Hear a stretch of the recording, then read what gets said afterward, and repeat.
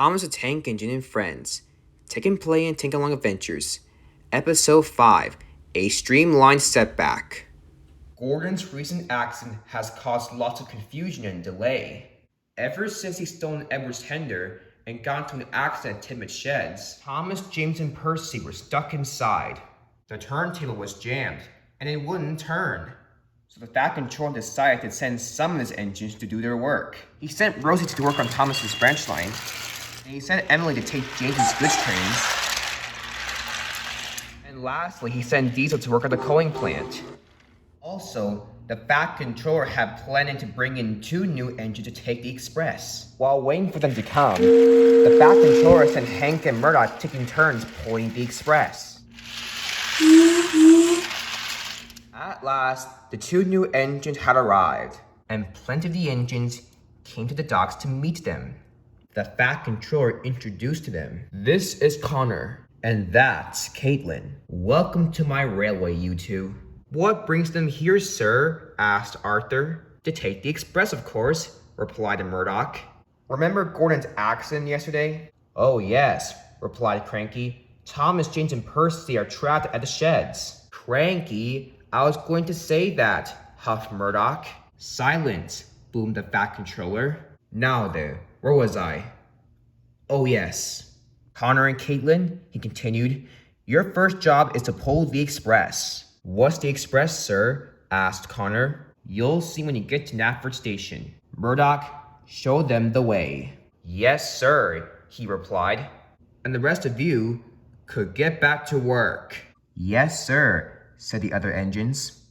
"Come on, you two," said Murdoch to Connor and Caitlin. "Knapford Station is this way." And Murdoch led the way.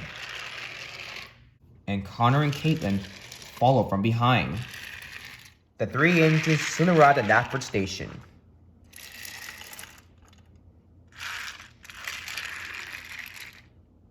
"Which one of you is going to take it?" asked Murdoch.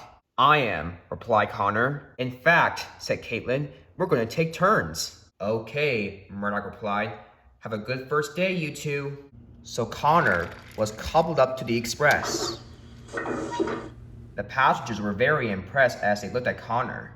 And more passengers were impressed when they saw Caitlin as well. The guard blew his whistle and Connor puffed out the station. Connor huffed and chuffed down the line pulling the express. He was beginning to enjoy himself. He arrived at Mayflower Station just in time. Gordon was there. Gordon had came back from the Steamworks, and he was good as new. Connor had never seen Gordon before.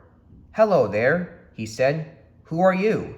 "I have no time to chat," said Gordon. "The Fat Controller is coming here to give me my job." And he was right. "Gordon," he said, "I got a very important job for you today." Gordon was very excited. "What is it, sir?" he asked. "You're going to take Henry's goods trains down the line." Gordon was disappointed. "Oh, the indignity," he groaned. "Why not the express?" "Because Caitlin and I are going to take turns pulling the express," answered Connor. "That's right, Connor. Now off you go, Gordon. You don't want to be late." And Gordon steamed unhappily away. The guard blew his whistle, and Connor puffed out of Mayflower Station. He arrived at the docks later on. "Ahoy there, Connor," called Salty. "Hello, Salty," he replied. "What brings you here again?" asked Porter. "Just dropping off the last of my passengers," he replied. "Now it's Caitlin's turn to take the express." "And we better get back to work," added Salty. "Yeah," said Porter, "we should." And the 2 engines rolled away.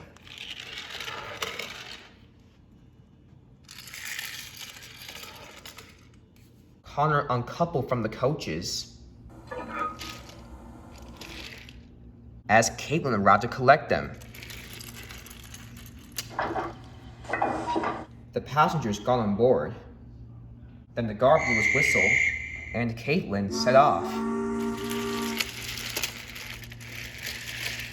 Meanwhile, Gordon was pulling Henry's goods train.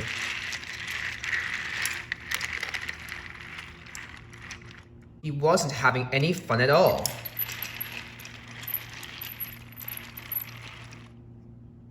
As he got to the airport, Caitlin was there. Caitlin was now pulling the express. "What are you doing with the express now?" he fumed. "I thought Connor was taking it." "He was," replied Caitlin, "but we are taking turns."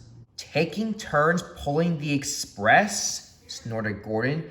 "I would never want to do that. Ever." "But the Fat Controller sent us here to take it," Caitlin replied. "So we decided to take turns pulling the express." But Gordon did not reply. He just fumed away.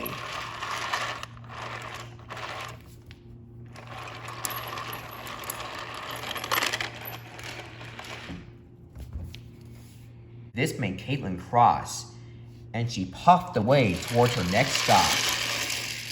It was getting late, and Caitlin shunted the express coaches to Knapford Station. Hank and Connor were already there. "Hello, Caitlin," said Connor. "How was the express?" "It was good," she replied. "I enjoyed it." "Glad to hear that," smiled Hank. "And by the way, where are you guys from?" "We're from America, of course," said Connor proudly. "Indeed we are," agreed Caitlin. Hank gasped. "I'm from America too," he exclaimed. "It looks like the Fat Controller is in the mood of bringing in American engines." "It seems so," replied Connor. "Now you'll excuse us," said Caitlin wearily. "We should call it a day. It's getting late." "Good night, Hank," said Connor. "Good night, you two," replied Hank. And Connor and Caitlin chuffed away.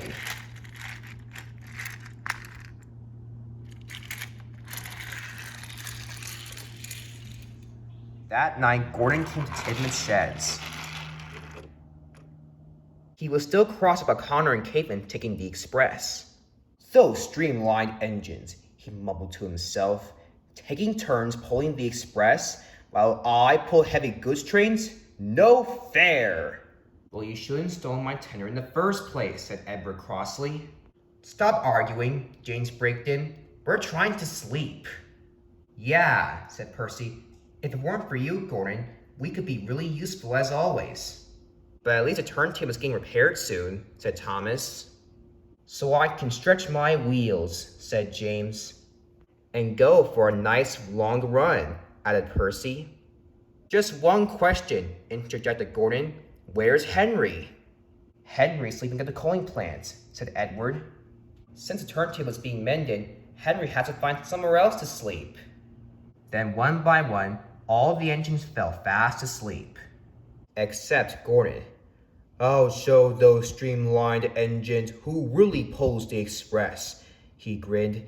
"It will be payback time." The next morning, Gordon was sent to work at the coaling plant. In front of him were some coal cars under the hopper. Then Gordon got a better idea. He buffed up towards the trucks and pushed them out of the coaling plant.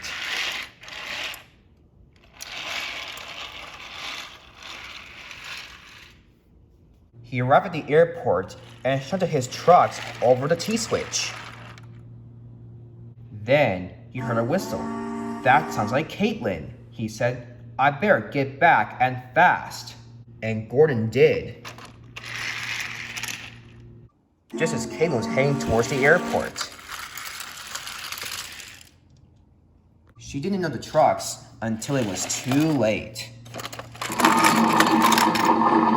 Luckily, no one was hurt. The coach stayed on the rails, but Caitlin's front was badly bent. "Just one more to go," snickered Gordon. And Gordon rolled quietly away. As he arrived at the barrel loader, he found some freight cars with barrels. Then another idea flew into his funnel. He buffed up towards the freight cars and was coupled up.